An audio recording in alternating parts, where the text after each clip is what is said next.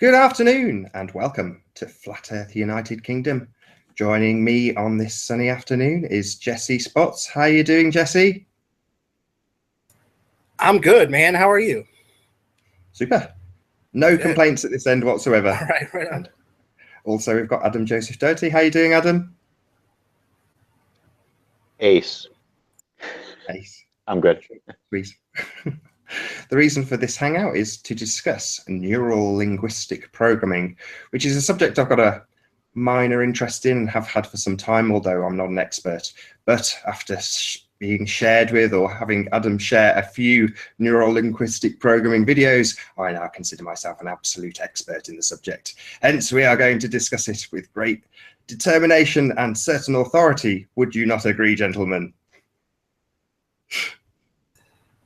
Oh boy. No. Okay. You go on, Jesse. I'm listening. No. Well, I mean, I think from the start, just acknowledging that, hearing that phrase NLP, like you see NLP or neuro linguistic programming, and the first question is, what is that?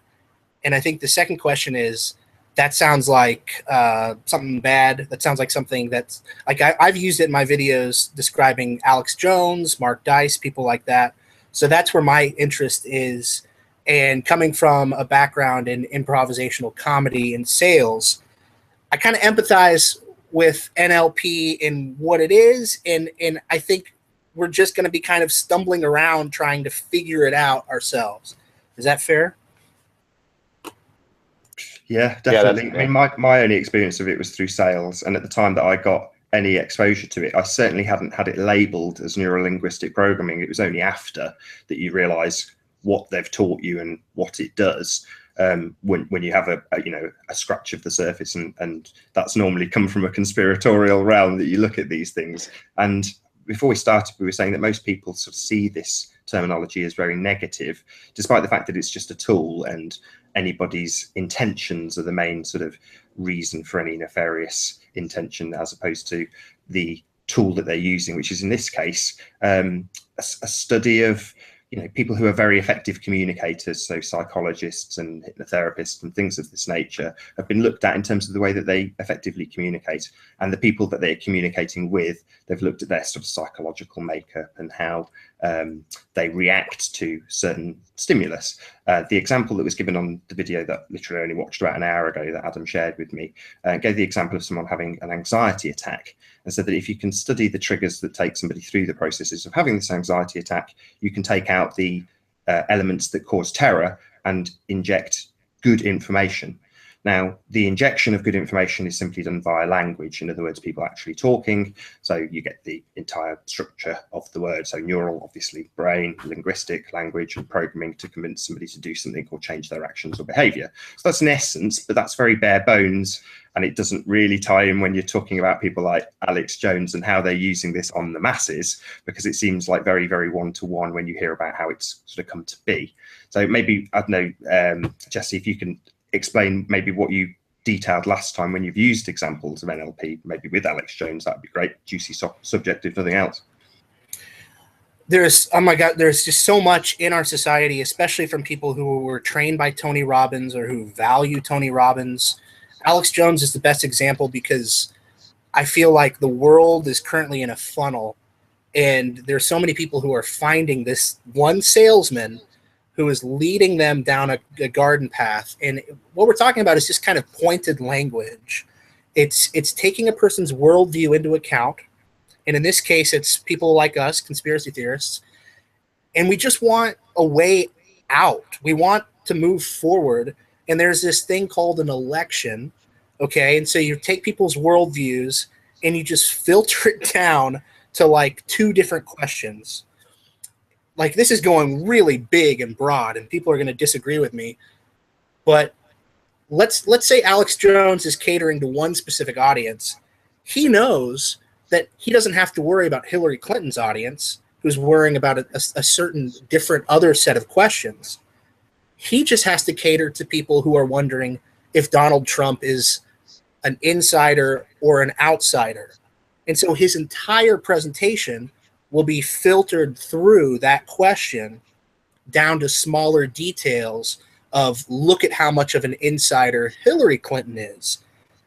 And if you really think about it, that's what Alex Jones has been doing for like 5 months straight, is just highlighting that Donald Trump, whether he is or he isn't, is an outsider and Hillary is an insider.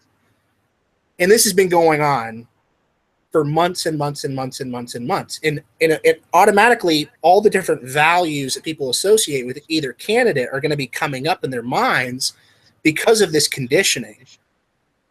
But ultimately, we're just people, and we're standing in a room, and we want to get out of it, and there are 2 doors. And those doors started off just totally blank until salesmen came along and painted a picture on both doors. You know, like if we could really accept that about our neighbor or our friends or the people on Facebook, like, wouldn't that be great if we could just say, well, they're going to vote for Hillary, but I'm just going to give it a pass. But instead, people are like defriending each other. They're hating each other because they like Donald Trump or Hillary.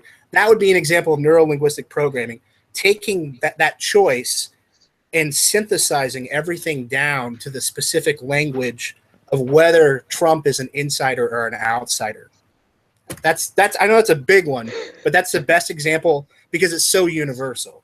That's awesome. I mean, I like the way you call it salesman, because a lot of people assume that when there's the word salesman is used, they assume that there's money exchanged and anything can be sold to you, you know, any concept, any idea. It's just through this repetition. And I don't know, I think you were pretty spot on. It wasn't too overwhelming. What do you reckon, Adam? Well, Jesse Spots was spot on. Anyways, that was bad. You know what I know? Like, one thing, okay, I'm just looking into neuro-linguistic programming now and everything. And I had that one video about filters. But I think that the dangers, and maybe I'm not wording myself right, but the dangers of this, because I don't see it as bad or good, but only listening to one viewpoint or one person communicating to you, and then you cut off everybody else. And you don't care what they have to say. And that's where I think it becomes dangerous. You know, like when I went into those with you and Antonio, right? I went in there with the intention of, okay, what I'm perceiving here is it's about faith. I can't prove anything to these guys, but I want to hear what they have to say. So let's see where they're coming from.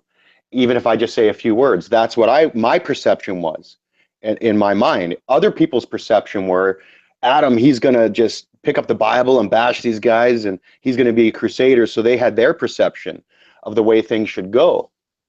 But if I'm making any sense, and Jesse, help me connect the dots of what I'm trying to say.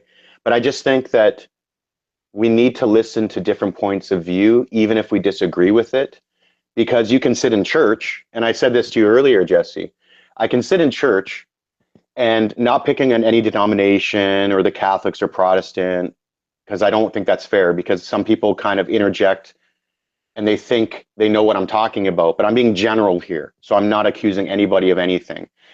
Is you hear a teacher or a preacher or a priest or somebody at church preach something.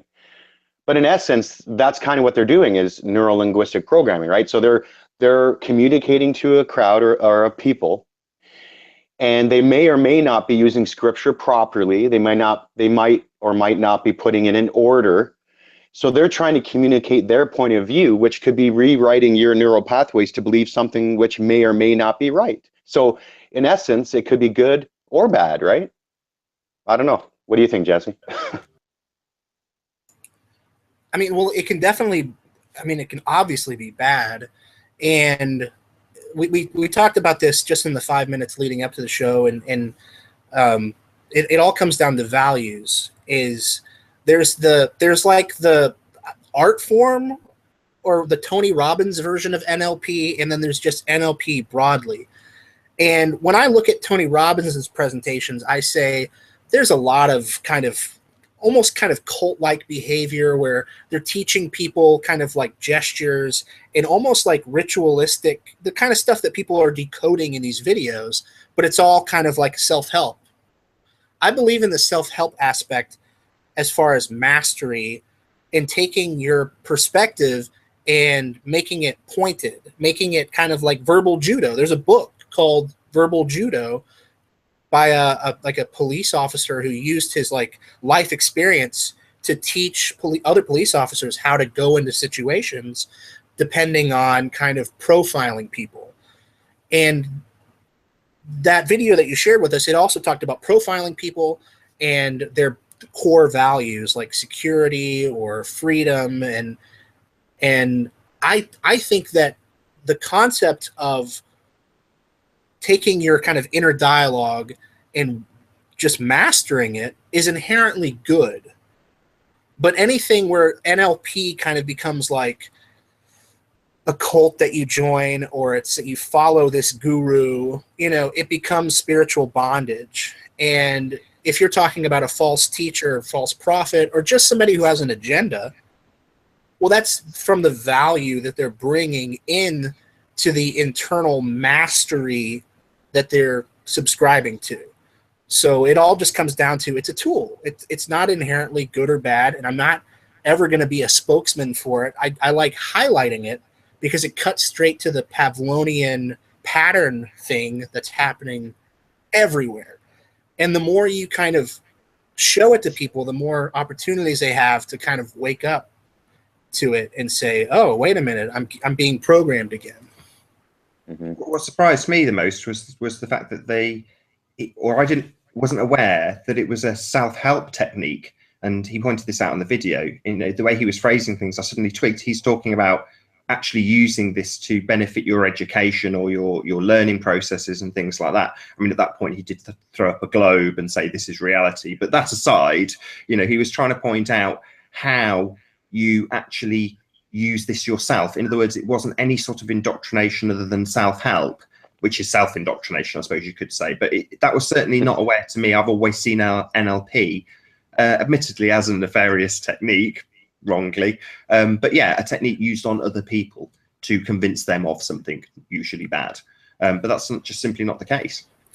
If I can just give an example, before I even knew what NLP was, and I was like, I've never been like an alcoholic or drug addicted or anything like that, where I like, oh, I need this like Alcoholics Anonymous, or I need improv. But at one point I was having problems with friendships in Austin, Texas, and I looked into taking improv, and I had no idea what neuro-linguistic programming was, but I was already kind of doing it like internally for my anger issues. I would be driving and somebody would cut me off, and I came up with this kind of concept called the AND game.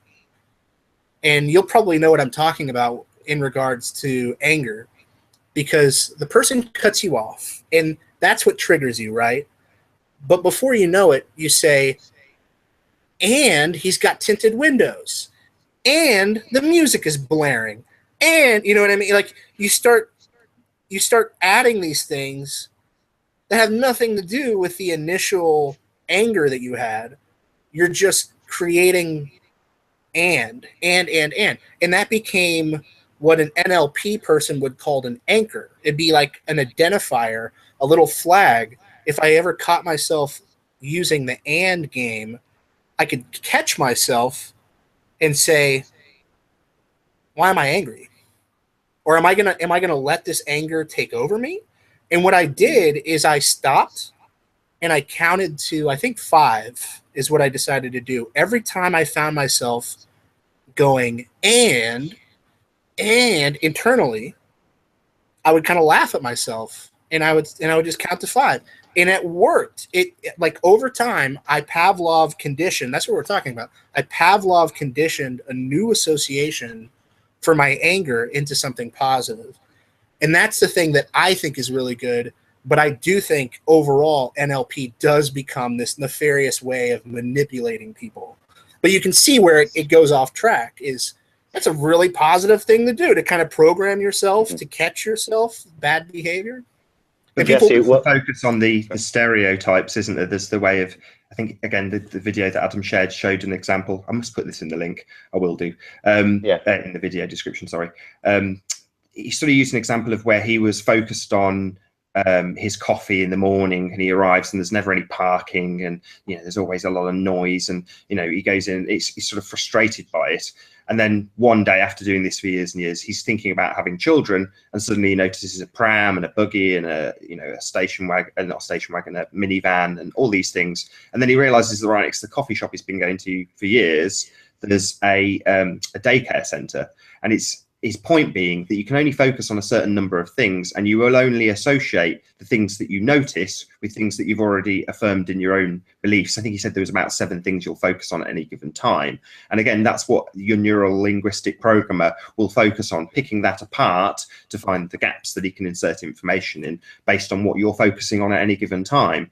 And again, his example was somebody coming in and he was saying, I'm not assessing this person based on their failures if they're anxious. It's where I can insert information, where I can draw positivity or put, I think the word you used was anchors, into that person's cognition. And yeah, you're right. As soon as you think that, well, obviously there's going to be the nefarious people out there that use that in a very negative way. But it's also a very positive thing to be able to retrain your own cognition, realize where you're focusing on things that aren't necessarily pertinent. You'll take in a lot of information and disregard the vast majority of it in favor of the things that you already have, your own affirmation of, rather than just taking in the whole picture, which we can't do. And again, that's another way that they will work their way into your cognition in order to change your way of thinking. Dark, but not so dark, depending on who's using it and what they're using it for. Quick example, take Tom Cruise in Scientology. He probably really needed something like neuro-linguistic programming when he first joined Scientology. Then the entire group dynamic aspect of it probably just consumed him. He sees it as a very healthy, positive thing. But now there are all these other crazy associations that have nothing to do with that initial form of mastery that he did. And we could probably sit here and come up with 20 other examples like that. But it's just what you see. Somebody wants to master themselves from the inside out. They're dependent on a program or a group, and then they assimilate or whatever. Mm-hmm. The mastery in itself is very positive. Well, isn't it like... Sorry to cut you off there. We've been joined by Martin Liedtke. How are you doing, Martin? I don't know if you've ever been introduced to Jesse before. So Jesse Spots, Martin Liedtke, Jesse Spots. In the comment section, tons, man. Hey, good to see you, man. Yeah, we've spoken to you a few times. It's lovely to meet you, Jesse. It's an honor. So you normally got a lot to say on the cerebral subjects, Martin. What's your it's very significant with what's been going on. There's no doubt about it. It is the flat Earth to me is just the psychological aspects of it, and the way psychology plays out is the thing that probably attracts me the most. The way people's minds are working with the awakening process is just what I think I'm doing personally is and I'm trying to break ground with the fizzling away of their matrix, and the more we know, the more I seem to think that it's disappearing on them. I think that but basically what I'm experiencing, I'm sharing my I'm like the catalyst for it, the acid test, or the basically the pigeon for it. I'm trying it out first, and then I'm going to give people my experience, is what I'm trying to do with it. But Adam, your question yesterday got me thinking for about 2 hours sat in the chair. You do know that, don't you? Yeah, expand on that. I want to hear that. Yeah, what was the question? Excellent question, Nathan. Really thought-provoking. I had to sit down. Say what the question was. Say what the question was.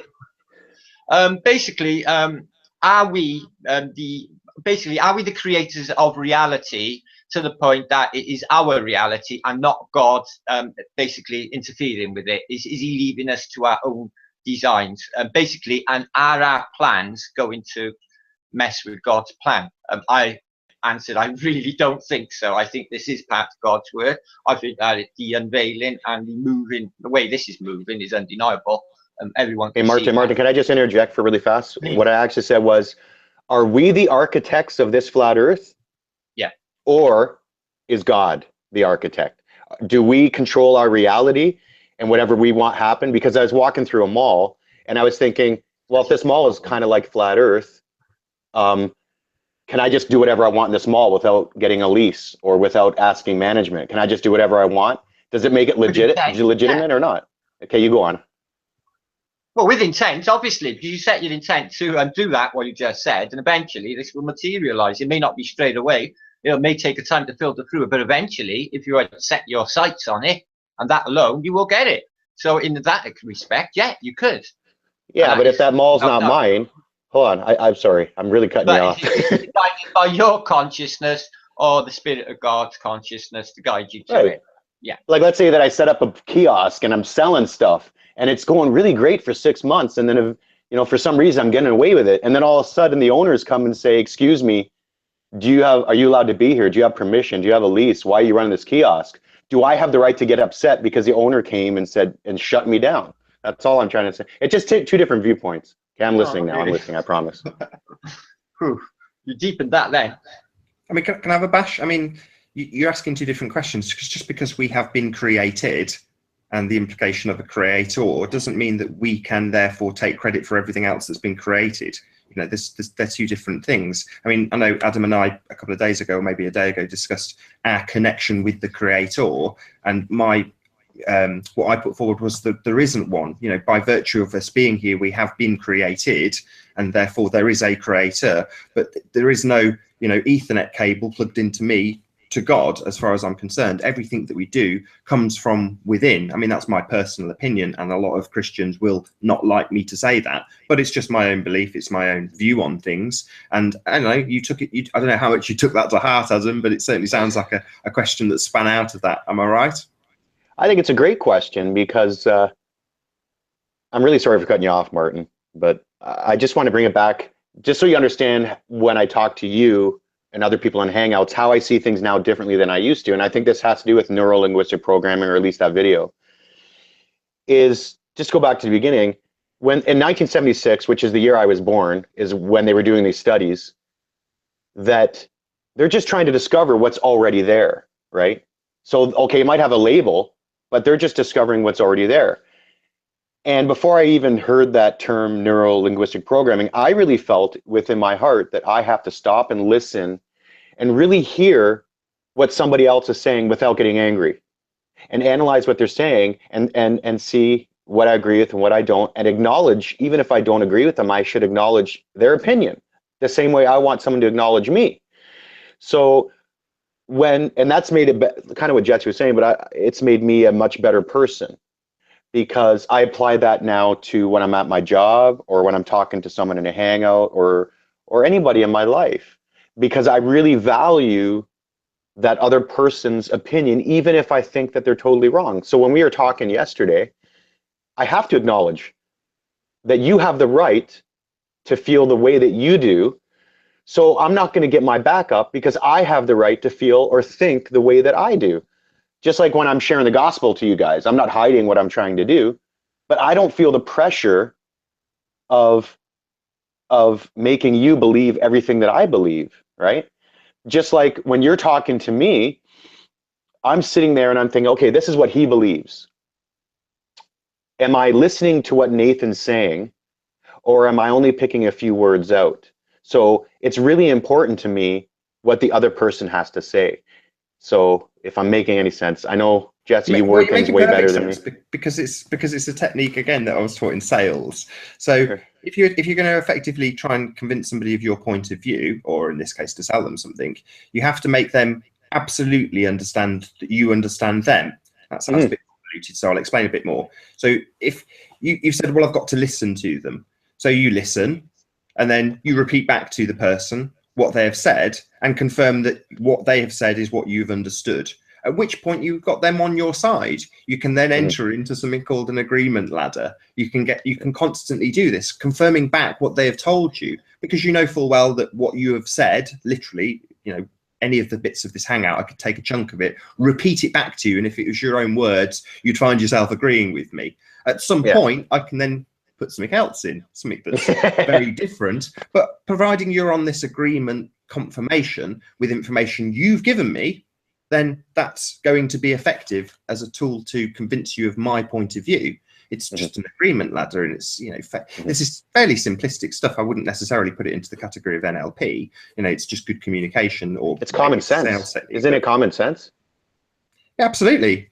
So if we're talking, Nathan, and people are listening on the outside, they perceive that I'm agreeing with you. I'm coming in agreement with everything you're saying, just because I'm repeating back so you understand that I am listening and actually hearing what you're saying. I'm not agreeing with you, but what I'm agreeing upon is that I'm hearing you.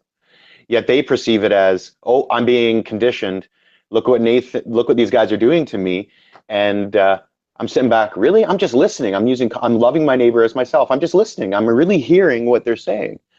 But I found one thing in the end. Nathan Oakley is right. Yeah, he's right about everything. Rule 1. If Nathan Oakley. Yeah, rule 1. Hold on, there's 2 rules. There's only 2. Okay. If I'm wrong, refer to rule 1. All right, that's good. But either way, we walk away, we disagree, but we heard each other, we really heard, and we're still friends. That to me is healthy. It really is. Adam, don't you think that the phenomenon of flat Earth is really unique and interesting in the way that it was almost like thrown to like the children's table to where the whole world didn't want to have to deal with it. So anybody who wanted to speak up about it on YouTube would kind of find an audience early on, but the rest of the world like insulated us. Like the rest of the world pushed against us and pushed some of us a lot closer together. But of course, there's always that thing where the values of your audience members, they're going to do guilt by association or judge you. And that's one of the things I try to do is just I try to avoid the groups now. You know, I try not to, you know, I very rarely do a hangout, you know, just kind of trying to protect, you know, my own sense of integrity. And I get questioned a lot of times because I have to, you know, I do these rebukes and I get criticized and everything.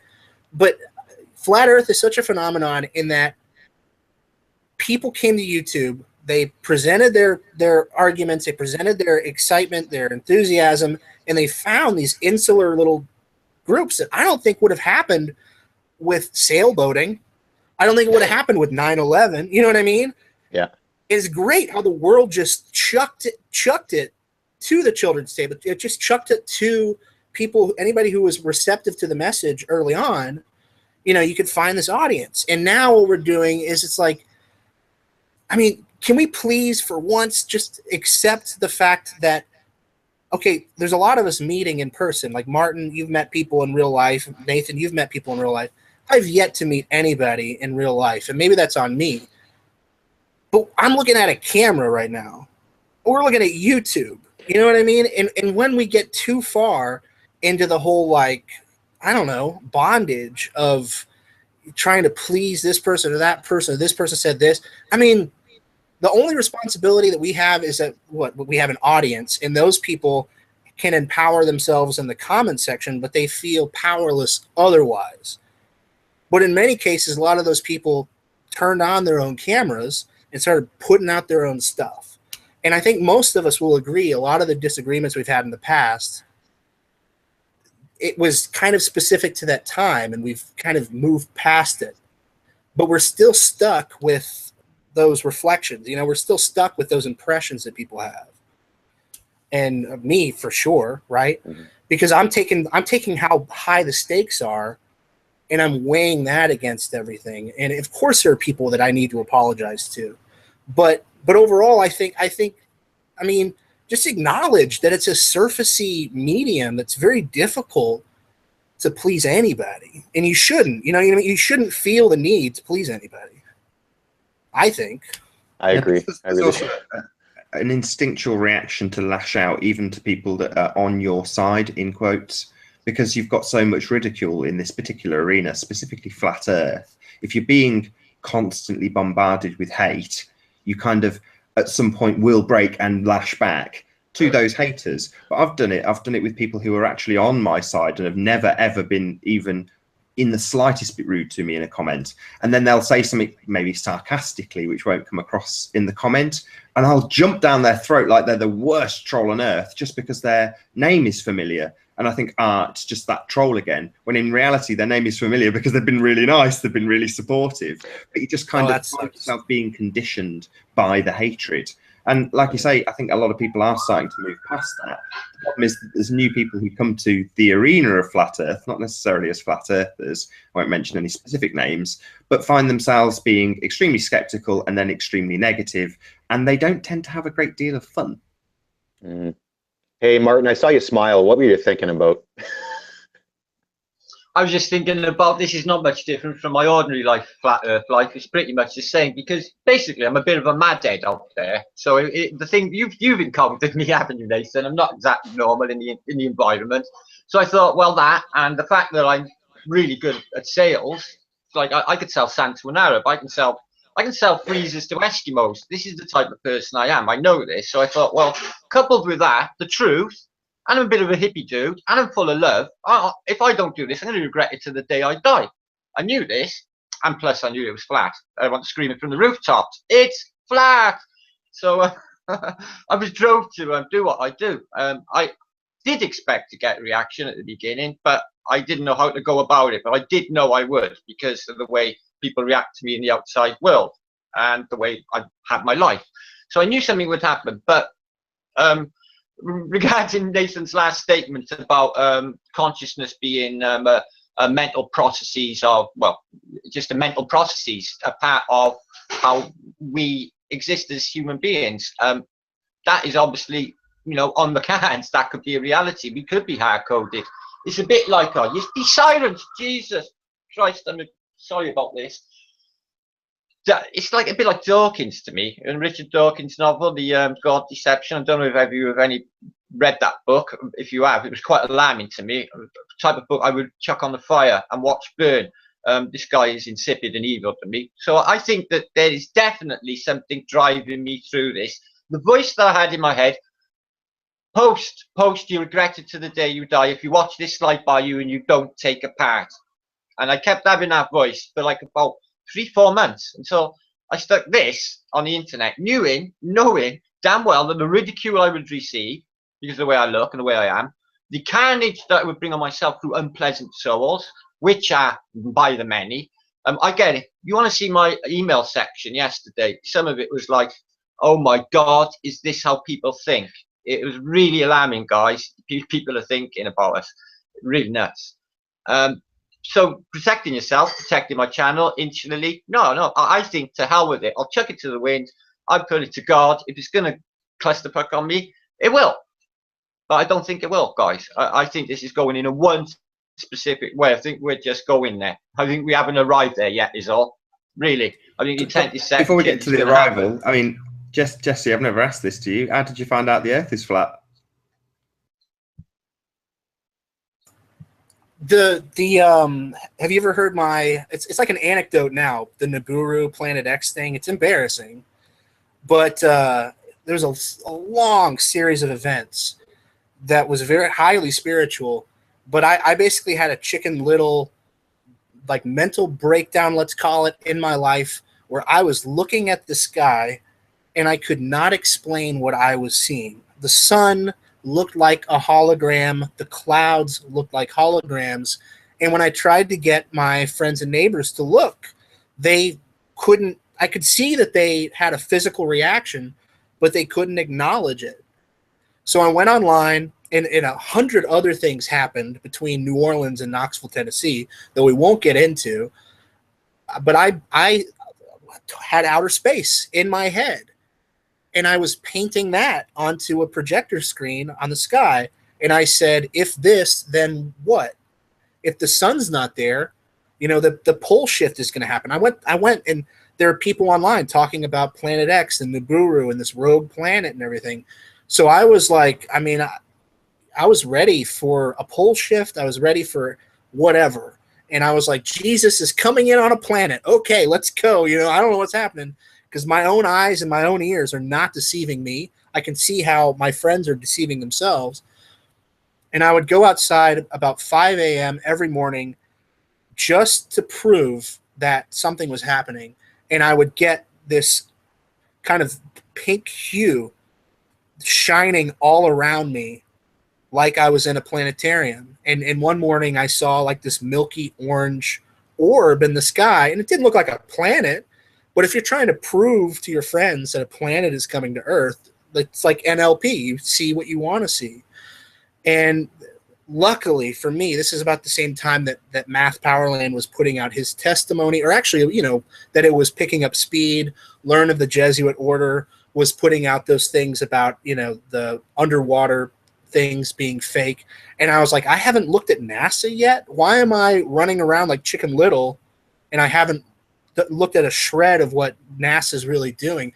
And of course, it all just, like, it was so simple. It was just like I was running around with fear and terror, and the flat Earth and the simplicity of it just kind of picked me up like a catcher's mitt. And then I was left with the implications of the Earth being flat and the you know, I was just like, whoa. So that's as short as I can do on this program. It reminds me of David Weiss when he says that he came to flat Earth before looking at NASA. You go, what? Wow, that's crazy. But the path that you come to flat Earth is never a straightforward one. Most people will come to it through some sort of video on YouTube, but it's never the same video. It's always a different perspective on it, a different take. Some people come to it from space, some people come to it from maths. You know, it's crazy the routes that people realize that the Earth isn't what they've been told. You know, the globe is a massive lie, and in fact we live on a plane. Well, your route to that isn't going to be obvious. You know, if there was one simple carved route for that, everyone would be taking it, and there isn't one, unfortunately. Maybe there will be one day. Hey Nathan, is there anyone in chat right now? Do you have that on? Yeah, I've been keeping my eye on it. Why? What did you want to know? Something specific? No, I'm just curious. Like, what are people saying? I don't want to like just dwell on chat, but is there anything like positive or what people are saying? I'll have a quick look through, see if there's anything pertinent that we needed to bring up. I know Martin. Negative can be good too. I guess. Okay, negative is fine too. No, there's nothing negative. There very rarely is. Is there one thing positive? Find the most positive thing. Find a person talking about popcorn at the movie theaters. Anything. That's something I wanted to bring up, by the way, is whether you believe this is going on or not, 40 million Russians evacuated underground, Vladimir Putin in Syria and all this kind of stuff. Vladimir Putin has a Twitter account. He doesn't use it personally, but his like publicity person, his State Department, he has the Twitter account. So like everybody's like, Vladimir Putin's going to nuke the US. And I go to Twitter. It's like, today Vladimir Putin is attending a screening of blankety blank with, and I'm like, he's in the movie theater, guys. He's watching a movie. You know, it's like, it's such an opposite. So people give into paranoia real fast without looking at facts. Let me ask you this: do you know, or put this out there to your group of friends? Has anybody read an autobiography of Vladimir Putin at this point? Does anybody actually know like the details of his life, or even the life of an average Russian citizen?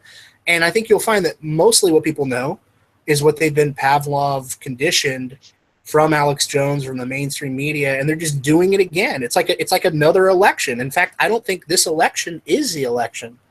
I think the election is one candidate, and Vladimir Putin is another candidate, personally. And it's just, I've been to Russia. I could tell you some crazy stuff about Russia. I would love, sometime let's do that. I had a coworker who was going to take a job in Russia, and I was like, and he was telling me like they're more free than we are, and I was like, oh, but then you know, like some like real strict, crazy government stuff happened, you know, and he's like, oh, never mind. Yeah, but isn't the strength of YouTube or the internet or social media, where it can be used against us, but instead of just listening to what the Republican Party has to say and just only hearing their side of things, or the Democrats, or what they're saying about Russia, we have an opportunity to actually hear the regular people of what Joe Average says on the street, to get their point of view. And I think this is an opportunity to strengthen people, to hear other people's points of view, which is the good side of neuro-linguistic programming, I guess, instead of just listening to one person's viewpoint all the time and hearing what they have to say. And because maybe the older you get, the harder it is to listen to somebody else. I don't know. I've also found that, I mean, this is just obvious though, is somebody who's been in our shoes, who's been lied to, perpetually. You know, I'm in my 30s, but I'm imagining somebody who's in their 50s, and they have been awake longer than I have, maybe not in specific areas, and they've felt like they've been lied to in their way of coping, not the best way, but picking like the one guy that they listen to or the two guy, they bounce things. You know, I hear that kind of stuff all the time. It's just people want a recommendation of who they can trust or who's credible. And I feel like so many more people are going with that. And I don't fault them for that. I don't blame them because of the escalation and because from my point of view, there's so many different types of deceptions that have been true. You know, people are very skeptical and timid for deception. And so I know the petition that you're making, but at the same time, I like, you know, it's like you can't take a machete and just cut through everybody's worldviews. People are coming from their own experiences, their own values. They're coming with what's worked in the past. And the four of us, what's going to be the value system for a Christian or for somebody who's, you know, more in the Christian, you know, like take the whole differences between a Catholic and a Christian or a Gnostic or all that is obedience to God, right? And so there's going to be all these different interpretations of how to be obedient to God. And I think that that's what a lot of what you're talking about comes down to. And of course, people are going to try to obey God in their own way. I think you summed it up, Jesse, nicely when you said that people are looking for and discussing someone else that they can trust. And in reality, I feel people should trust themselves and their own inner ability. And from a Christian perspective, the person that you're looking to trust is Jesus. And a lot of things that Christians will do, they will attribute to God, rather than the second part of what you said, which was essentially self-belief, which is what I advocate. Well, I can identify with that in the term discernment, right? If you're just going around black or white, or you're just asking for my recommendation, you know, can I trust Mark Dice? Can I trust Paul Joseph Watson? Well, my answer would be no. But what I prefer you to do is to just discern for yourself, you know, just test every spirit. Go out there and try to, you know, if you're on the fence about somebody and it can fall one way or the other, how can you test that person to see, you know, like, oh, they fell that way. But that doesn't really tell you definitively anything about a person. It's just kind of, it's like you have to, let's come back to NLP a little bit. You have to come down to patterns. You can't just kind of test the person one time and then, oh, they ignored me, so they must be an agent or whatever, which is what a lot of people do and they've talked to me about. But come up with something where over time the pattern kind of shows itself, and the strength of the pattern will be the strength of your judgment. And there's no real way. Jesus is the one who knows what's in everyone's heart. You know, the heart is deceitful above all things. And so here we are on Earth, and we just found out the shape of the Earth, and now we're navigating a new map, and we have to come up with a way to navigate each person's heart on the Earth. It's overwhelming sometimes.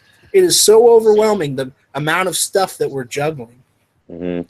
One thing I noticed is kind of saying what you were talking about, that in real life, away from social media, I have the chance to sit down, because I'm a Christian, and I have to sit down and talk with Muslims, and took the time to hear where they're coming from. Where in the past, I was really rude to Muslims, right? Because I just thought I was right, that's it. But I sat down talking to Muslims, and the benefit that I see of actually letting them know that you're hearing what they're saying is they might not believe that what I believe, that Jesus is the way, the truth, and the life, because I really do believe that. But when they go back and they hear what some of their leaders or maybe on social media is saying about Christians, they think, well, that's not what Adam believes. So instead of just generalizing and saying, oh, Adam, you know, I mean, all Christians think this, or they want to hate us, or they want to start a war with us, then they're thinking, but Adam thinks this. So they're identifying with somebody. So not all Christians think that. Because it's hard as a Christian, because you're supposed to love the Lord your God with all your heart, soul, mind, and strength, and love your neighbor as yourself. So I have to love God first and people second, right? But I still have to love my neighbor as myself. And I believe, like if you look at Corinthians, of the attributes of love, a big part of that is hearing that other person and what they're actually saying. I think a lot of problems amongst small groups or things in the world is just taking the time to love somebody enough that even if you don't agree with them, you hear where they're coming from. I think a lot of problems can be diffused by that, you know, just by, I wonder if there's people, and I don't know, because if someone was set up, but people that run to, whether they are not, I don't know whether CNN and all these things are telling the truth, but to terrorist groups, if they would have known that somebody, I know you're shaking your head no, Jesse, but if somebody know that this person that's a Christian loves me enough to hear where I'm coming from, they let me vent to recognize what I'm saying, that could have been diffused before it even began, even though I sometimes wonder if that's all fake. What do you think? I don't know. No, I think if you've got a fundamentalist belief, regardless of what religion you're part of, you have a fundamentalist belief. Yeah, I've got a fundamentalist that came from Cardiff. He was actually on the national news. A doctor, a trainee doctor, apparently fundamentalized. 2 of them left the city to go and join ISIS, but apparently they were killed a couple of months ago by a drone attack. It was across the news. Now, a friend of mine, Adette, a coloured girl, comes and visits me. She knows this guy. He went out with her cousin, and she knows him really well. She said there's no way in a million years he was the type of person to be radicalized. He was a proper street dude, really peaceful, had no affiliations with anything Islamic or Muslim whatsoever, and it doesn't ring true, and he's completely gobsmacked by it. This week, we had a guy whose house was turned over in an area just near to me, bomb factory. They said he was ISIS. And they closed off a part of the city. And there was also 2 people murdered, shot dead. Don't know if that's attached to it. So they ramp it up. But is it real? Or is it just them? I don't see any of it, see, Adam. I look out the window after the news, and there's birds tweeting. Tweet, tweet, tweet, tweet. So where's it all happening? But you can't deny Homs, can you, or Apello? These places look like Hiroshima, don't they? You can't deny these people are suffering. This is a reality. To what context? Let me ask you this, Martin. Is the Americans bombing hospitals? Is that what's happening? Can I ask you this, Martin? Up these schools? Yeah. Is it ISIS? Is it your family who orders this? You know. Okay, let me ask you this. Let me throw this in your court. I just want to ask you this question. Okay, whether it's fabricated or not, it still changes the perception of people that are watching it. Oh yeah. So you have Christians and Muslims in the States, all around the world, they're seeing both sides of it. So let's say it's fabricated. Let's say it's a lie. Like some of these beheadings, and we were talking about that on Flat Earth and Other Hot Potatoes. It is fabricated. They've been playing this game for so long, Adam. Okay. They've been doing this I'm not done. Okay, I have to cut you off for 1 second. Now, me talking to some Muslims and them seeing my point of view, that I was willing to hear them and sharing the actual true gospel, which is love, of what they're being saved for and everything. Okay, without going in depth in that, then they're watching the media portray something of this. Either it's the media in Iraq or Afghanistan or Russia, or the media in the States, which seems to give their different slant on it. Could that help that person from not listening to that propaganda? I personally think it's spiritual. I mean, I think it's the foot in the door. The foot in the door. Once you get your foot in the door, that becomes a stronghold in that person's life, and you have to find that stronghold, like we found the globe.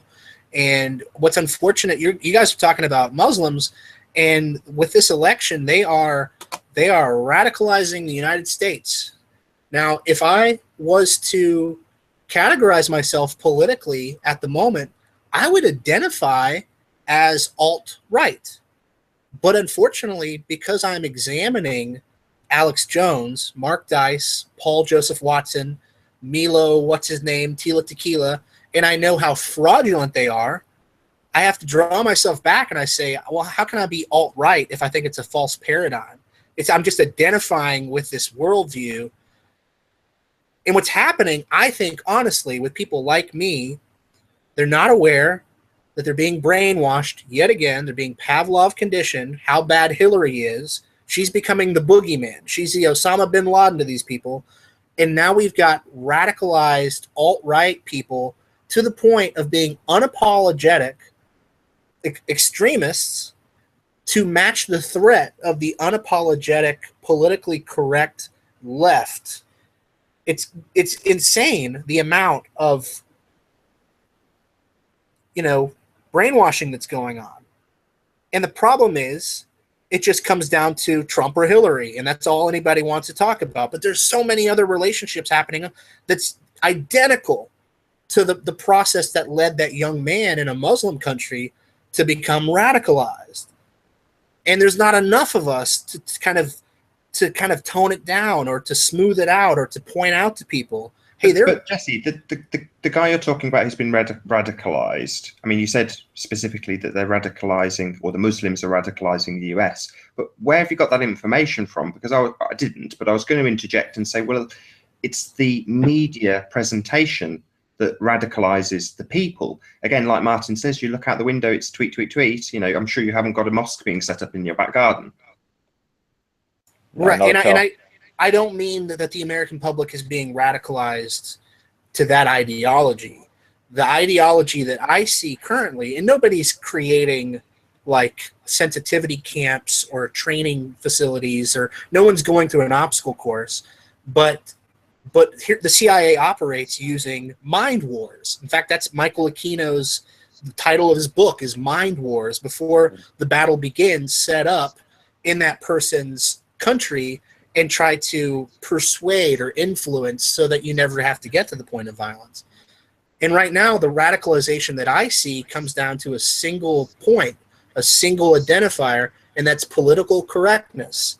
You either think that people should be politically correct and kind and good to each other, or you're just done with it. Enough of it. We tried it.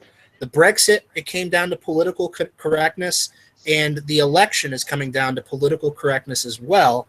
And I think no matter how the election goes, that wedge, that political correctness wedge, is almost, we can't take it out. A person has gone to one side or the other, and no, they don't have an AK-47. They're not shooting people in their village, but they're in a spiritual battle right now with the people on the other side when they see a Mark Dice video, for just to what extreme that person will go to appease their own self-image. And likewise, you're identifying the false paradigm. Is that what you're saying? I think there's an intent behind it. I think that political correctness purposefully has been driven into the populace because they know that there's no bridge. There's no way to bridge somebody who's politically correct with somebody who, like me, like I had people growing up telling me how I should act around women, like when I was a child, you know, like that man-shaming guilt thing. I had how I should treat people because of my race, what I should eat. I listened to that one, obviously. You know, all those things have just built up in a lot of Americans like a fuel tank, and they're just ready to explode because they have nowhere else to go. They don't want to go through the nice, politically correct obstacle course that the other. They're not grounded. They're not grounded. I'm going to risk. I don't think they have. Getting a load of ridicule from two of the people on this panel, but on that list, you didn't include being told what to believe. For me personally, my dad was an agnostic, and my mom was a Christian Episcopalian, but really was more of a mystic Christian. In college, I was an atheist. She would send me books on Buddhism and Thich Nhat Hanh and things like that. She connected that to Jesus, and it was never forced down my throat. I actually became very dogmatic. I became prideful. I didn't necessarily want the Hollywood lifestyle, but I became all about mastery in the arts. And I just assumed that everybody was doing their job. These Christians are crazy. What are they talking about with the intelligent design? What are they talking about with this or that? And I had egg on my face, real egg on my face, because nobody had been there to tell me what to believe or to show me the pattern of what the Bible says. There's just one or two things that somebody could have shown me that would have neuro-linguistic programmed me to look for the right things. But I was walking around with these hazy understandings. I'll tell you one of them that really snapped me into this worldview was I had grown up as a child, a lot of people have misconceptions about the devil or heaven or whatever. I grew up thinking, if I'm miserable with these people in the here and now, what's eternity going to look like? And that was a mental stronghold that I stuffed down into my being, and I never really addressed that until adulthood, where I think I actually liked myself a lot more. I felt better about my need and desire for the truth, and how there could be this ideal somewhere of, like, the Greek philosophers, Plato and Socrates, how if there was somebody out there who desired and was promoting the truth, what a great eternity that would be. And this is how mixed up I was. I said, wait a minute, is that Jesus? Because I hadn't thought about Jesus, and you know what I mean? And I was like, wait. And I had this spiritual awakening where Jesus actually exists. He is that thing. I don't need the Greek philosophers. That's how I came to it. So the reason why I didn't say it is, like most people, I didn't have it. I wasn't. My mom let me eat candy on the living room floor and watch David Letterman. You know, I wasn't one of those children. But at this stage, you have got obviously fundamentalist Christian beliefs now. I wasn't expecting a story about an agnostic father and a spiritual Christian mother. That wasn't what I was expecting. So I'm a little bit lost for words there. Your path, again, has been very strange in terms of your route to where you are now. I mean, you've pretty much detailed it as much as you can. But I mean, that's a crazy way to come to being in the arena you are, certainly with your Christian beliefs. I'm quite amazed. Yeah, and sometimes I don't process it until and that's why I kind of had to explore it. As soon as you said it, I was like, yeah, why didn't I say it? Oh, you know, I mean, my brother claims to be a Christian. Our family is very loosey-goosey. You know, they're academics. My mom went to MIT. She studied under Noam Chomsky. Again, comes down to, you know, neuro-linguistic programming and the deception and everything. But do I see fundamental Christianity as a dogma? That's, well, yeah, but I was the guy in Austin, Texas, that when the Chick-fil-A sandwich thing happened, I was like, you guys have to serve, you know, like whatever, you know what I mean? Like I stood up on the other side. You'll have to tell us what that is. It's one of those things where people stood up for a cause because of business and gays or whatever. I was on the total opposite side, where the Christians were trying to, you know, you can't, as a businessman say this. And I'm embarrassed about that now, because obviously, like, that is kind of like a sovereign thing. If you are a business owner, you know, and you don't want to do a gay wedding or whatever. Like, at the time, I was so indoctrinated in the cult of tolerance that I just kind of had this cloud over Christians, that they were just trying to push this agenda, which now I see as obedience to God, and Adam's expressing the frustrations of all the different people who Can I ask you a that. question, Jesse? Sorry, I'm cutting you off. I don't want to get you angry. But, okay, this is one thing I don't understand, and I'm not talking about people that grew up in church, but I'm talking about, say, the average person who came to a point where they accepted Jesus. They're now a Christian. They're following him. They're learning. They're growing. They're not perfect. Nobody is. But I'm finding so many Christians that have that experience where God, okay, if they say this is their experience, which you can't prove, that God brought them out of so many things that were bad, and then they turn around and judge the people and are harder on the people that are doing similar things, but they forget what God brought them out of. So why are they fundamentalists and dogmatic? Like, they became what they hated before, and they're not showing love. That frustrates me. Like, what do you think of that? Like, I see that all the time. The phrase that I'm hearing a lot that I like is agape love. You know, agape love, it's this sense of love that I think goes beyond surface love that doesn't look like love sometimes. And it is not my background that I went to a Pentecostal church. It is not my background that I even went to the Episcopalian church where I was baptized. Church was just sort of this ism, this sort of texture in our lives. I'm kind of sad about that, but at the same time, my path is really unique. So I'm glad about it. I think agape love, it's really hard to detect.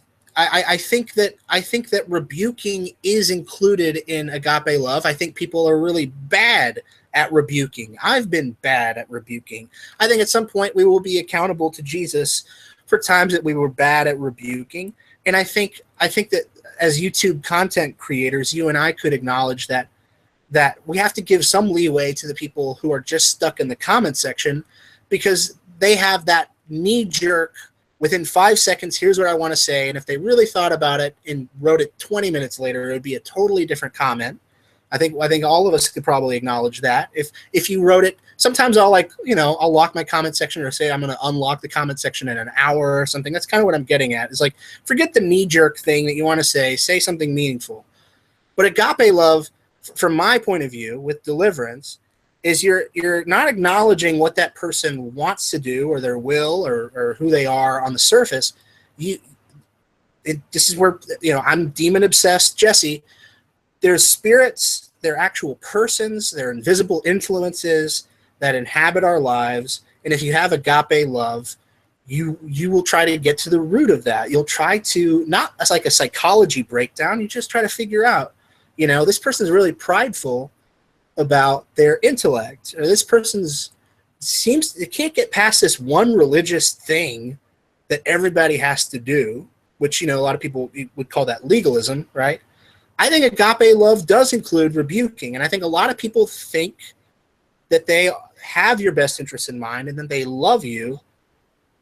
And maybe, everybody's got their own interpretation of rebuking, or they're just really bad at it. I don't know. I think that would be my argument is, and I, the reason why I'm on this hangout today is I messaged you out of the blue and I asked you about a thing is way out of the blue, and I'm glad we're connecting, but it's because I love and care about you. I really love and care about Jaron, Patricia, Mark, people who I have rebuked in the past. There was a time and a place, and I think I'm never going to do that kumbaya, everybody hold hands thing, but But let's look at flat Earth. Let's look at how high the stakes were initially. Let's look at where we are now. I think a lot of people could come to terms. A lot of people could acknowledge some of the rebukes that they've done in the past, wanting a Christian to repent or whatever, that they were wrong, or that they could have done a better job, or what have you. And I really don't think that rebuking is ever going to go away. I don't think it's going to go away. But I do think that people... Yeah, go on. So, but it depends. Like, I think there's a time to rebuke for sure, but that's why it's better one-on-one. Like, you message me, right? So that was awesome, because you're going to receive it more when it's not so public. And I think Scripture talks about that. But also, like, I never want to forget, because sometimes we forget where we were. Like, I believe, in my experience, which again I can't prove, that God was so patient with me.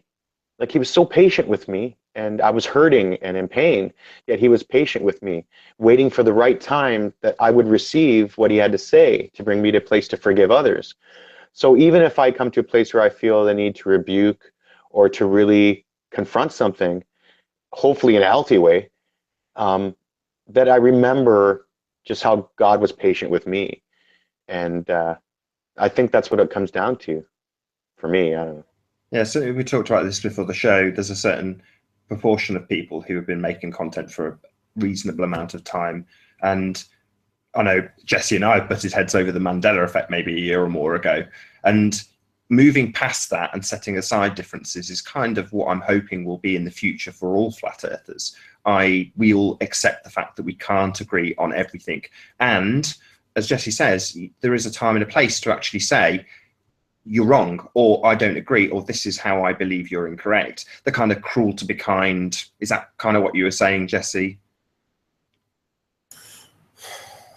Cruel to be kind? I'm sorry, what do you mean? Yeah, with your, I've forgotten the term now, the kind of love that you were describing, you're kind of saying, well, it's not always, being loving isn't necessarily always being hugs and kisses. You might necessarily be putting somebody down, but for the greater good, in other words, being cruel to be kind.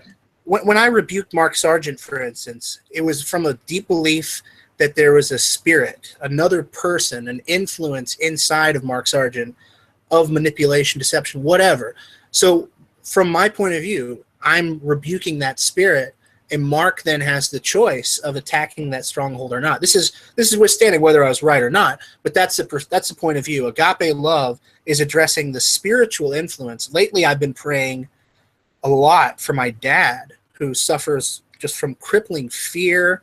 I'm afraid to say this word, but cowardice, unfortunately, the fear of rejection, and that manifests in our relationship. Like we will have an amazing afternoon together, but on the afternoon drive home, that fear of rejection starts manifesting, and I'm like, this is going to ruin, the next time we hang out, the next time. So I've just been praying, and I've seen it. I've actually seen where his fear has subsided, where his fear of rejection has subsided, and it's opened his ears and his eyes, and he's dealing with things that he normally would never touch. The propaganda in newspapers about World War II as a little boy, he's starting to relive that randomly, just out of the blue. And it's just amazing to me through prayer that and that's the thing that people can't get past, is the idea of the person, the Sigmund Freud or the Jungian archetype.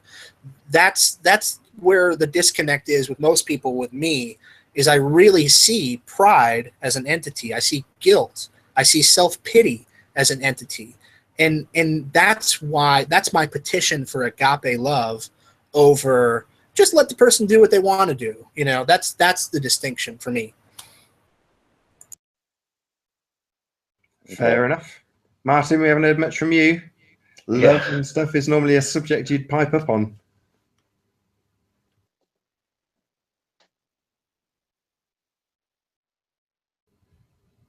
Just having a few technical difficulties. You got yourself sorted, Martin? He's on mute, I think. Yeah. You're on mute, Martin. He might drop and come back in. We'll see. Can I just say one thing really quickly while they're sorting this out? I was just thinking about the change in my heart or in my mind is I don't want to just hang around with people that always agree with me and surround myself with people just say, oh yeah, Adam, you're right. Or we can pat each other on the back of how great we are for our opinions. Sometimes it's even within the Christian circles, like hanging around people that we disagree on some things and we can talk about it.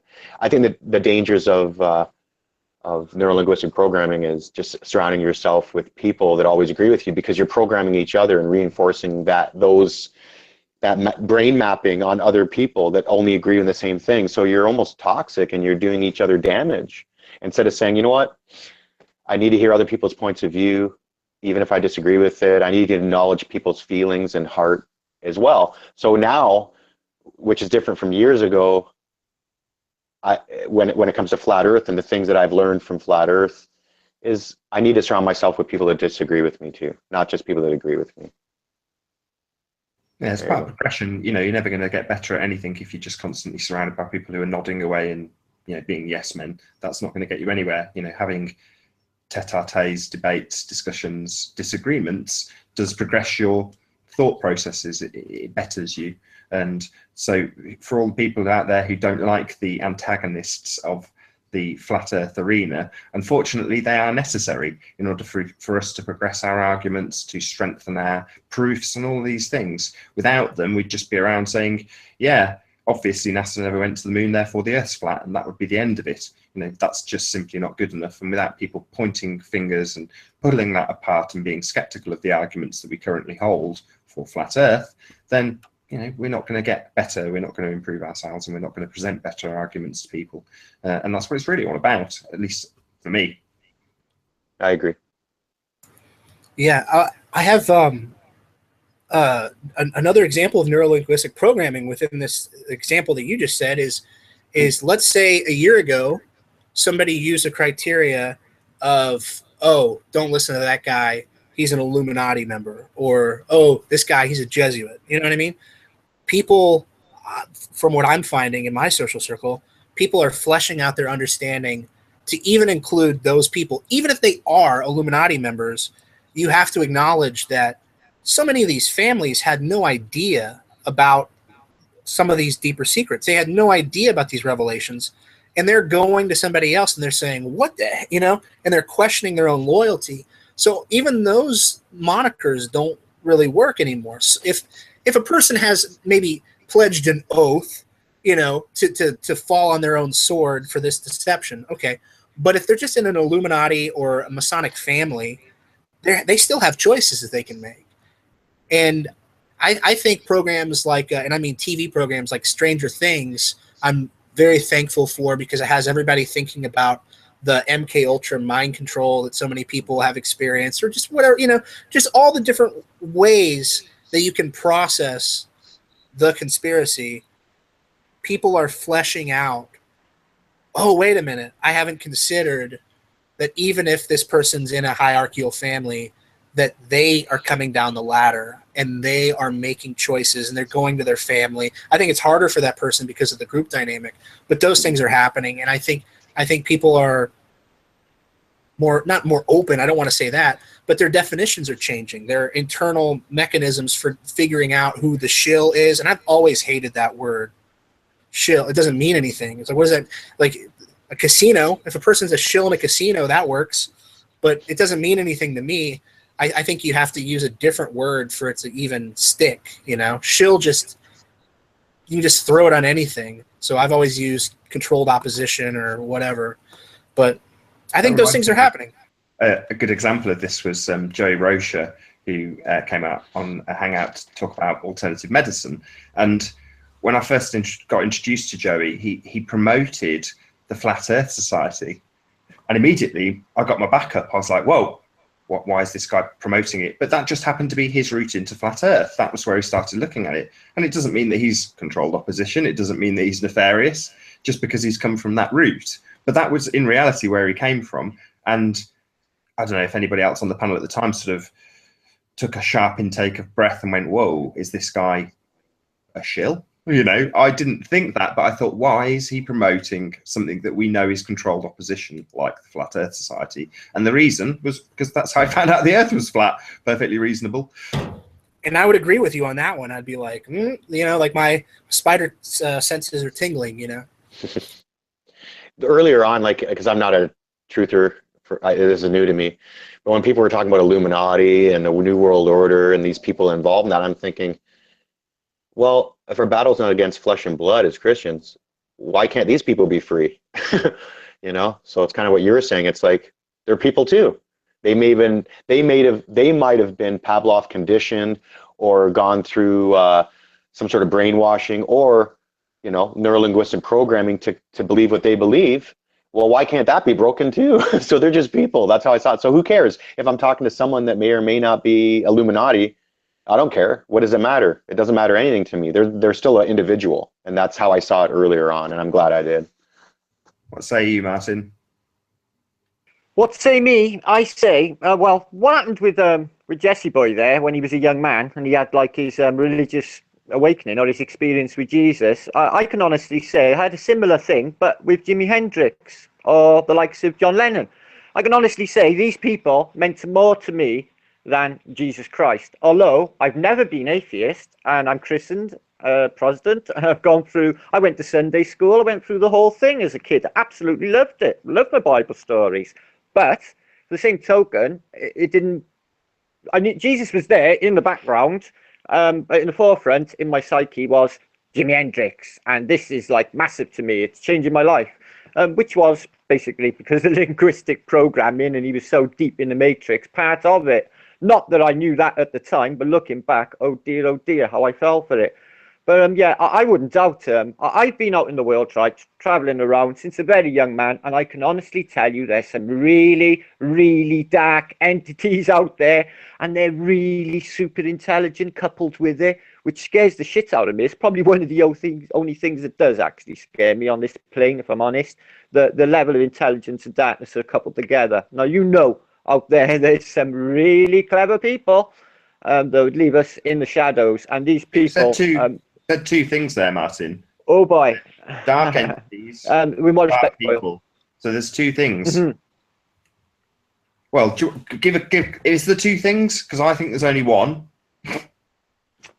No, there are two things. No, the people that I have met in my life, psychopathic evil entities along the way, which I've recognized. They approach me because of what I believe is my specific energy field, which I believe is for goodness. So they keep coming at me throughout my life. And it hasn't ended. It's still ongoing. And I see it as an ongoing spiritual battle I've done since I was a teen. It doesn't seem to end. So okay, flat Earth is I'll be more specific. Perfect. What entity, Martin? What entity? Well, I'm not going to say in the way Jesse says that, you know, he thinks there's demons there in the background. I feel that in my life there's been a hidden hand that has interfered along the way. It's too synchronistic. It's too unbelievable in your face to not be. I can't believe that's a construct of my psyche. It's external. It has to be external to make sense. It's the only way it can. So I believe that there is something external happening that interferes with my reality. God, consciousness, well, if it's kind, then yeah, it's God. So when I mess up... I can't believe I'm doing this with you, Martin, as opposed to with one of the Christian panel members, but that's just the way these things work out. You've described something that you have had in your cognitive process, and then you've just attributed it to an external entity because you don't understand that. Mm-hmm. No, I don't. No, I don't. This is all part of the process. I'm trying to make an understanding of it all, Nathan. Every day is a new learning curve for me. I'm not lying. I'm when this unplugging process, I'm just starting afresh with learning. Everything that I thought I knew, apparently is no good anymore. So I'm dumping that. The process that you experience, when I say dark entities, I mean, Nathan, people that I've been in the room with, right, that have looked at me, right, drawn me with energy so bad that it's literally taken me a year or two to recover. Does that make any sense to you, Nathan? Just from a glimpse. It makes perfect sense, but listen to the words you've just used. People. Is that my psyche? Well, it's people. You've just described people and what they've done. But Same when you described your cognitive process, you described what you experienced. The fact that you attributed it to something else. All right, what about the malleability of reality? I know I can play with it. I have literally thought about materializing something that I'll make it random, I used to think to myself, so that can't possibly come my way, right? And I would have an hour or two later, last thing. And how would I do it? I would think about after the event like it already happened and get there. And it would always come true, but I messed up with it. But it comes back, and that ability is there. Reality is malleable. Is that consciousness? Yeah. Yeah, everything is consciousness, but there is something permeating through the ether that is good, and it's God. And there's something permeating through the ether that is black and dark, and that is dark energy. But you've done it again. You've described it.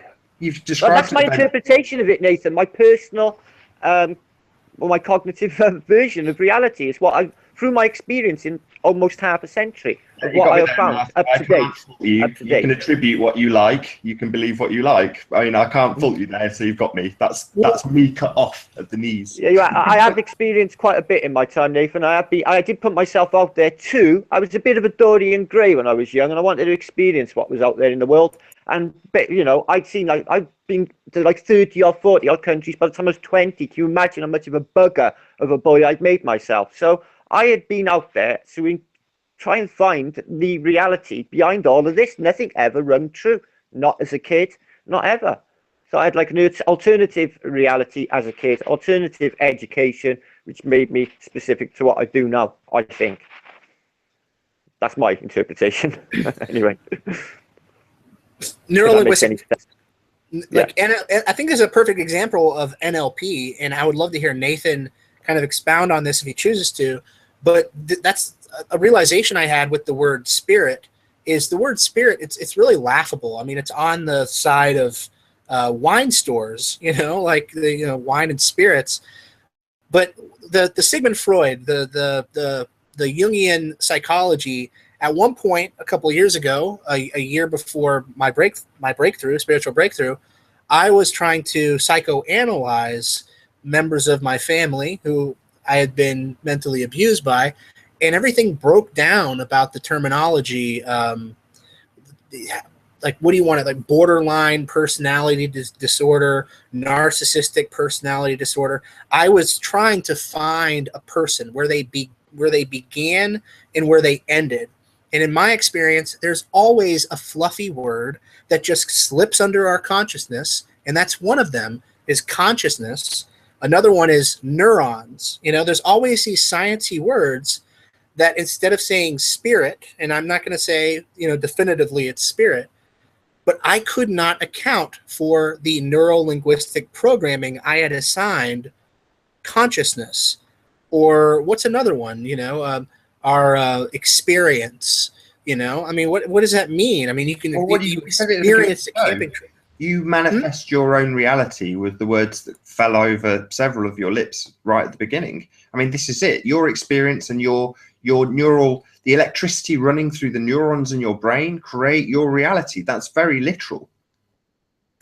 Yes, but what I'm explaining though is through the patterns of experiences bumping up against individuals and research, there was an incongruency between all of the words and what I started detecting in the world, which I began to think are spirits. And part of the spiritual, I think, is that there are spirits that blind us from getting to those places. I feel that spirits help us to make associations. When I verbally confessed to Jesus, like basically saying, I need help, I can't do this by myself, and I didn't even know who Jesus was. I was just by rote saying, Jesus died on the cross for my sins. And I was just like, what? And it's just like, I did have an experience that was very spiritual. I've never seen a ghost. I've never seen a demon, but there weren't neurons coming off of me. There wasn't steam rising off of me. There was something heavily physical and spiritual happening. And for 3 days straight, my feet were planted heavily on the ground like an anchor. And I started, I don't know what to describe it to you. It was almost like possession, but it felt amazing, like heat, like they talk about this fiery heat of the Holy Spirit. And it was a physical experience, but yeah, we're going to have this neuro-linguistic breakdown of what that experience actually was. All I can say, it was kind of hot. You know what I mean? It's like it's a very interesting one, because you said about spirits being on the side of liquor stores. It's like, well, what does that mean? Well, one of the explanations for the word is from, I think it's an Arabic word, alcohol, which is where we get our word ghoul and alcohol. And this is why we've got the spirit association with this word and the sort of origins. There's loads of other explanations for it, but that is just part of language and programming. Again, when you look up the makeup of words and why alcohol is phrased and structured the way it is, I mean, you get loads of people who will pull apart words that haven't got the correct associations because they haven't looked into the actual origins. I mean, at the moment, I've even done this with history, putting it as history. And when you go back to the origins of that word, and it's that the English, if you put it apart in that English way, it's just nonsense. But we do it all the time just based on our language. And things like that are exploited by people using neuro-linguistic programming because of the assumptions that people will make on their language structure in their society or based on their own assumptions. That's just part of our nature as human beings.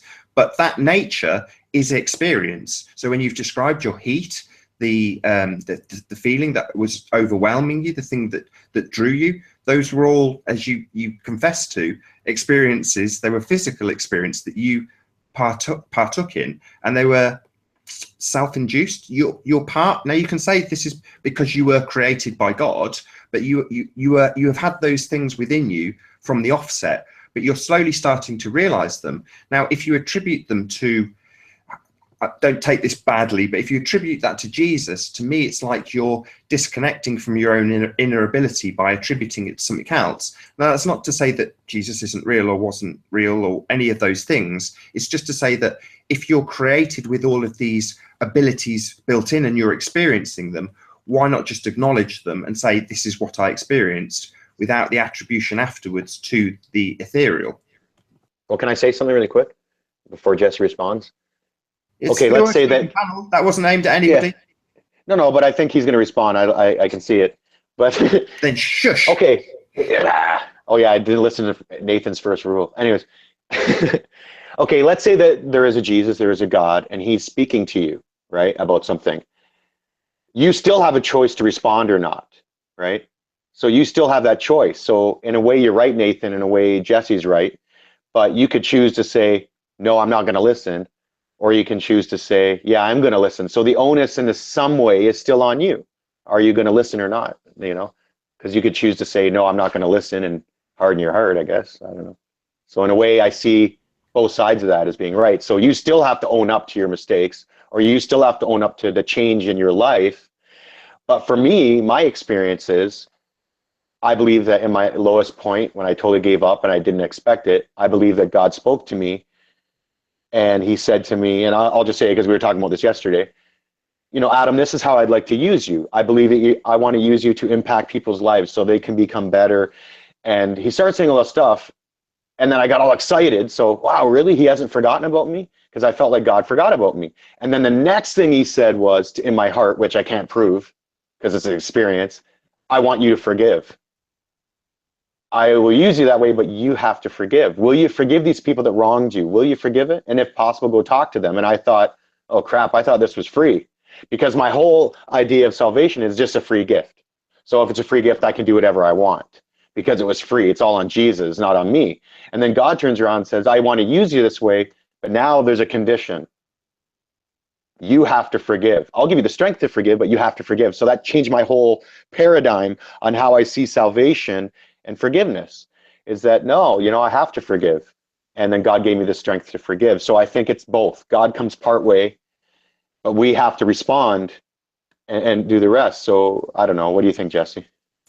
Well, this isn't, let's be clear.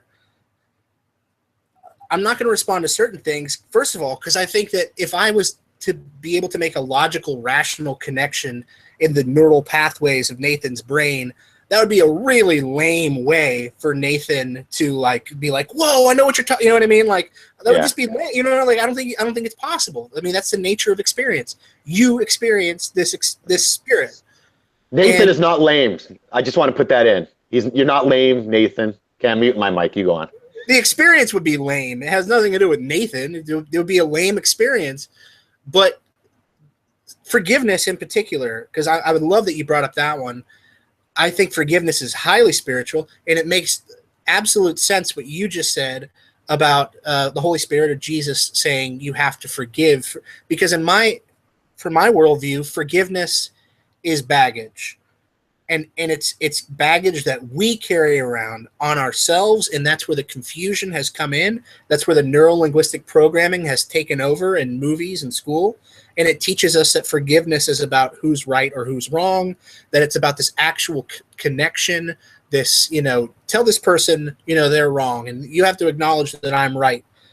And I think forgiveness isn't that. And I think what you said is totally congruent with my worldview and my experience of these spirits leaving my body through my mouth and this heat is when you forgive people, you are breaking spiritual bondage. You are letting go of a balloon. You're letting go of luggage. You are strengthening your connection to the Holy Spirit. And it's not the Holy Spirit saying, yo, bro, you got to do this. It's just I personally think it's a physical mechanic in an unseen, undetectable world. And if I were able to describe that world to Nathan, it would break the entire purpose of the simulation. That's what I believe. Okay. Can I ask you one thing, though? And this might be a bit of a bunny trail, but I thought about this minutes ago. And I fall in the same category, too, because I do it so many times. Why do I expect more from others than I can actually do myself?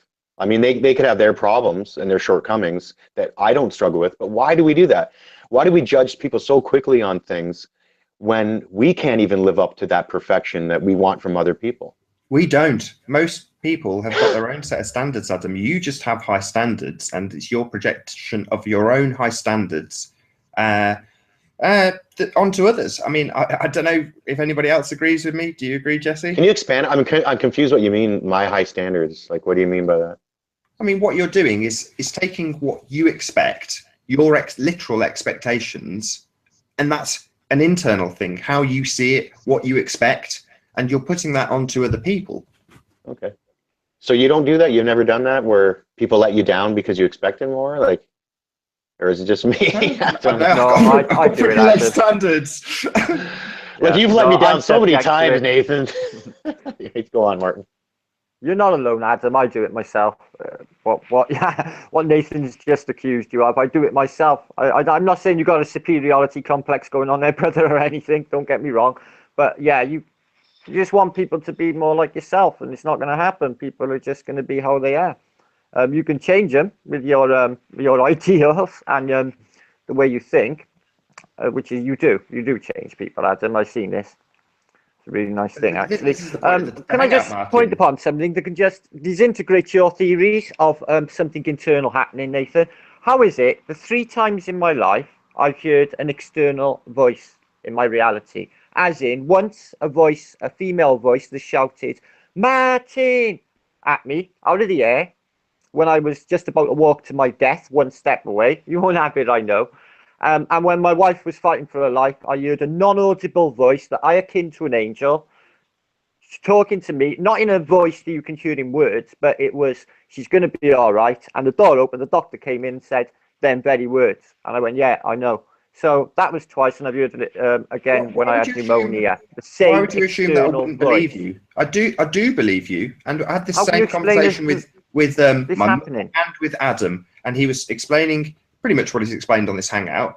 And at the end, he was like, "Oh, I know you won't believe me." It's like, no, I do absolutely believe you. I find that quite offensive. Why would I disbelieve you? I don't find you to be a distrustworthy person. I've just been trying to make sense of it all through my life, how these things, these circumstances, and there's much more that's happened, Nathan, that I won't even elaborate upon on air, because people just think I'm completely nuts, and it's not reality, so I don't go there. But there is more in reality than they tell us. Much more. I don't think you're nuts, but I do think you've had these experiences, and you can detail them. And what can you say about them? You can say you had those experiences. Yes, I can. And I can share the information of them, and I can trust that people will understand that what I'm saying is true, that there is something else happening in reality. They have tucked it up so nicely and covered all the corners, and they've ironed out all the creases, that everything that is proposed to us, not us flat earthers, I'm not talking about us, we are unplugging, but everybody else. I've got to interrupt, Martin. You've extrapolated it out and said that's yeah, I've extrapolated. They've wrinkled out they've wrinkled out as you know, like Freudian terms. Now we'll always go back to these same texts and these same words that have steered humanity through all of these fucking problems that we've had, wars, you know, Darwinism, fucking survival of the fittest, when it really was about symbiosis. Martin, 1 sec. You said that you had an experience, and we tied that down quite clearly. You had an experience, but then you said that reality, which is a thing that everybody, including you, experiences. Well, no, you have told us about your experience within they were reality. Singular. Yes. But that we can say categorically, I trust you, and that you had that experience. I don't disbelieve you. Further to that, when you say that anything about reality because of your individual experience, that makes me shudder. I know, I know, but it's what it is, and it's who I am, and it's the experience I've had that has drove me to what I'm doing now, to try and get the answers. That the reality that they've given us is not the reality that's happening. Fact. There's something else going on. Fact. Something else communicates with us. Fact. That's my experience. You go ahead, Jesse. Go ahead. Well, Martin, I would have to, like, if I had known you 3 years ago, you would be somebody who I would have to apologize to, because your experience didn't fit into my worldview, and my cognitive dissonance, which is the kind of Freudian way to say what I think is spiritual, I would have just assigned what you're saying to drugs or some whatever, just, you know, some lack of many do. Right. And having my own spiritual experience and having this like openness to first of all, the fact that there's a control system that limits our understanding of our world, I had to revisit the premises that they had gate-kept me on in the past. And I had to open up to people who had UFO experiences, people who had ghost experiences, including one of my siblings. You know, I'd scoffed at them when they said that they saw the burner on their oven, the dial moved, and voices in the other. And I'm just like, oh, how would I? Okay, well, here's what it was, you know. And then, but no, like, I actually have to backtrack now. And of course, if I believe that there are invisible entities, I mean, that is a ghost. A demon would be a ghost in that situation. So I would have to backtrack now and saying, from my point of view, from my perspective, ooh, I was really hard on that person, or I just blocked that person out. And my only excuse for not doing so with people like yourself, Martin, is I'm from my point of view, like, we are part of a script, and there's this bigger picture aspect of the script that I'm always reaching for. And worse than if Adam has a superiority complex, I'm always weighing that script to what's going on. And I'm like, why are these people like debating this verse, this one verse? It's like, meanwhile, we got these people and they're about to go over a cliff, and man, I have to go to 3 years, 4 years, 5 years back. That's where I have to start saying, I'm so sorry that I didn't listen to you. I'm so sorry that you came to me about this abuse you were going. I'm so sorry, because I blocked out everything because I thought we had to get to Mars for whatever, So I apologize to you, Martin, in lieu of my sibling being here, but hopefully one day I'll be able to apologize to them. No worries, brother. One love. I don't think like that anyway. What you're saying, though, it makes sense in the respect that I remember looking at an alien program with a ridiculing head on my shoulders, and it was about the tether breaking loose from Hubble when they're repairing it or something like that. Yeah. And I remember them looking at the bubbles and saying they were aliens. And in the aftermath, you go, without that researcher's work, without that person filming all the stuff that was being broadcast, that they said was encrypted and wasn't, without him doing that, it wasn't actually him that put the alien spin on it in the first instance. He just captured a load of footage and presented it. Chris but then Everard. You go, bubbles. That's what it is. You remember that person's research, and you think, at the time, I just ridiculed them because I thought they were, talking about something I didn't believe in. But now, if it wasn't for them and their inquisitive mind and their, their very nature, we wouldn't have that information. We wouldn't see those bubbles in tanks that we now all laugh at. True. Was there any last points, guys? I think we'll probably round up at this stage. I know Adam's keen. I've seen UFOs and ghosts, but I'll keep that for another time. Tell us. Let's hear one of them. Let's hear it, bud. Tell us more. The most significant UFO was one the size of a stadium, probably bigger, probably about quarter of a mile long. I could have thrown a stone at it. My wife seen it first, and she's not like me. She's like a good Roman Catholic girl, and there's nothing wrong. And basically, she says, "Oh my God, what the bleeding hell's that?" Got the window, I see it. So I grab hold of my boy. He's only little. I put him under the stairs to go through the procedure. I check my watch in case of abduction to check the time. I go out the backyard. I look up, and there's a bead of lights across the top. Colors that I have no frame of reference for. Colors that I don't know what colors they are. Like a burnty orange color, but not really. I can't explain. Never seen them before or since.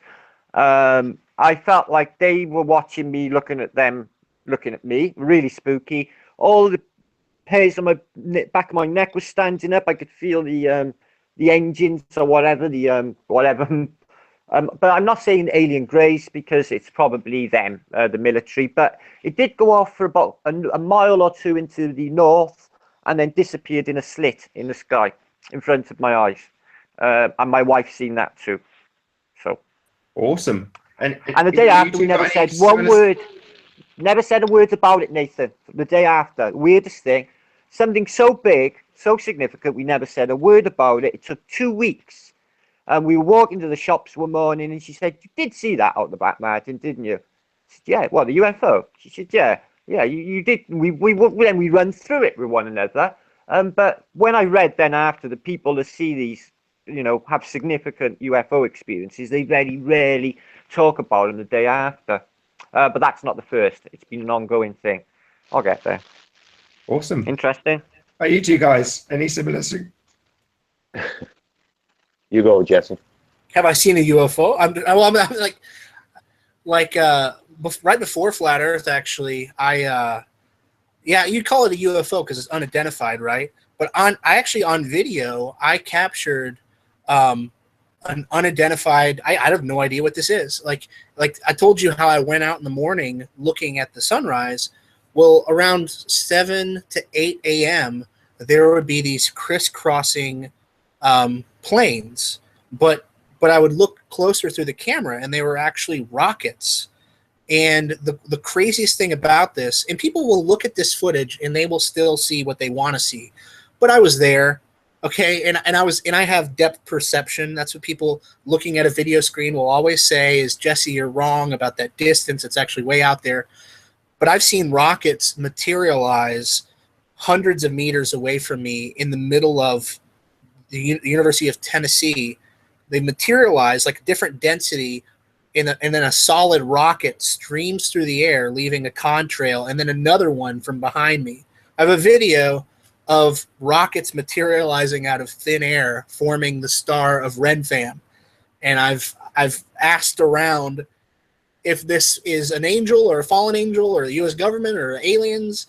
And when the flat Earth stuff started, there is a thing between aliens and flat Earth where, people don't really want it to mix too much. Mark Sargent's been a good example of that. So I just kind of zipped my lips about that experience. But that definitely did not help my Planet X experience, that I was seeing those things and testifying to them on a very tiny YouTube channel at that time. But I don't know what it was. I think it's like an interdimensional rocket is the best way I could describe it. Very cool. Very cool. I mean, the only things I've seen in the sky were back when my folks used to live in an area of Britain that was extremely low light pollution. I don't know what it's like for Martin in Wales, but when my folks were on the border, it was literally as dark as it could be in this country. And they had a hot tub. It was wonderful. You could sit in the pitch black. You couldn't see your hand in front of your face, but what you could see is the stars. And I've said this loads of times. They look like you could pluck them out of the air in some instances. They look like they were right there. But as your eyes adjust to the darkness more and more, you'd see further and further and further into the infinite nature of space. And moreover, you'd see things moving. It wouldn't be static. There'd certainly be things moving around what looked like very, very high up. Now, that's not to say that they were actually high up. I've no idea. But there were things that were moving. It wasn't shooting stars, although they are things that happen quite frequently. There was stuff that's there and they're not there, like you say, that would whiz across and stop, all sorts of crazy stuff. But generally speaking, most people don't get to see this. And if you're looking through a telescope, you're definitely not going to see this. You've got to be able to see a very wide expanse in almost total darkness to see some of this stuff that, like I say, I would describe as being high up, but in reality just comes into your field of view when you've sat and let your eyes relax and adjust to the level of light that you actually have to take in that's above you in the heavens. But yeah, amazing stuff. There's definitely stuff moving around up there. I can, like I say, I can say from personal experience. But yeah, I mean, I've had, like you said at the beginning, with the staying up till really late. I like doing that with Venus and watching it until the chemtrails or clouds wash it out. But it seems like you can watch it forever. It certainly stays there for a lot longer than they would tell you that it would stay there for. It just seems like you could watch it all day if it wasn't for the clouds. Interesting. Anything else, Adam? Did you want to add something before we wrap up? I'll say something. Yeah, for sure. I'll just say that and then kind of a closing statement, and then you guys can take over. When I was 16, me and my brother, and it's not really a UFO, but it's definitely something crazy. We share a bedroom, so we had bunk beds, and it was in the basement. And in the basements, how they have the windows at the top as you come in. So he had some friends over, and when you first walk in, there's couches on one side and chairs, and on the far side is our bunk beds. And he had people, I heard music. So I went to open the door and something caught my eye right at the window, like right in front of me. And it was a dark shadow person, about 4 feet tall, bent over, watching everything everyone was doing, but they were not aware they're being watched. And I stared at this thing and I was like, what the heck is this? It was like, I could see the perfect outline of this thing. Yet it was crouched down, just listening, ready to jump in. Like it was waiting for an opportunity to jump in for some reason. And I thought, whoa, and I felt God speak to me to rebuke this thing, to just yell at it, to go away and rebuke it. But I was too embarrassed of what people would think. So I didn't rebuke it. And I felt God say to me, if you don't rebuke this, you and your brother are going to start to fight. And I thought, oh man, but I didn't. I was more embarrassed of what people thought rather than what I felt that God was telling me. Then I looked away and looked back and I couldn't see the thing anymore. 10 minutes later, me and my brother, which is my twin brother, started to fight for no apparent reason. And then I stopped. I went, whoa, it happened. And then I said to my brother, I told him what happened, that I apologized to him, that I didn't rebuke this thing, and we're fighting because of this thing, and I didn't know why. And that was my experience. That's what happened to me. So it was a little unexplained, but interesting. I just want to say something about this hangout. Like, I really, this is probably one of the best hangouts I've ever been in. So I just want to say thank you guys. And one thing that I've learned, brother, keep it together. I'm keeping it together. I was accused in the beginning of crying all the time. I'm an emotional guy. Yeah, that's right. That's why we love you. Yeah, man, definitely. Yeah, listen to Nathan. He's right. Anyway, no, never mind. He is. No, I love this hangout because it's, you know, being on the show with you and Antonio, I was accused of, in private comments and email, of being linguistic, you know, programmed linguistically or whatever.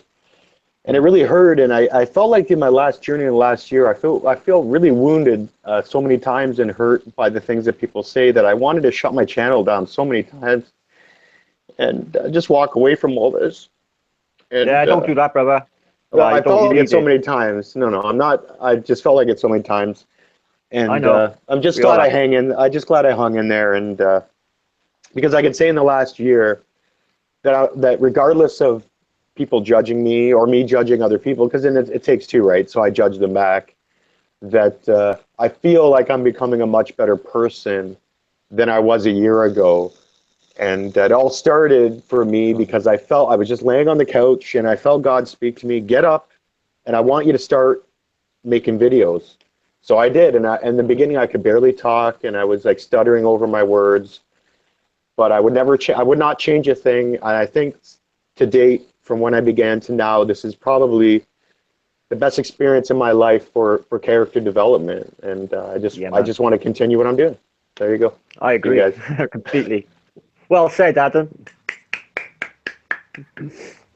Yeah, good on you, and glad you held it together. So yeah, I think with that, unless there's anything you wanted to add, Jesse. I appreciate the opportunity, man. I'm touched by what Adam just said, and I just want to add that although I've been, you know, rough and I've been negative and I've had take my experience with Mark Sargent, you know.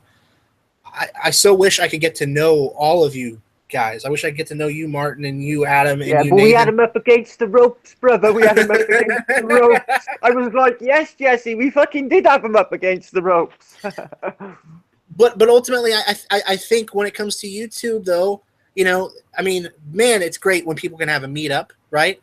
But for the most part, it's this. I mean, we're connecting to each other emotionally, and we're having this experience, and we're going to have people who judge us based on guilt by association and all that stuff. Okay, fine, whatever. Oh.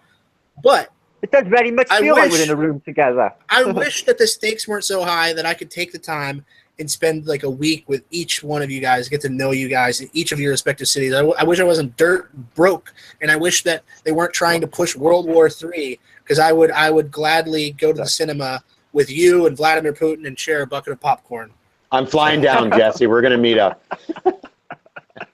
For sure, brother. Definitely. And with that, I'll say a massive thank you to Martin Liedtke.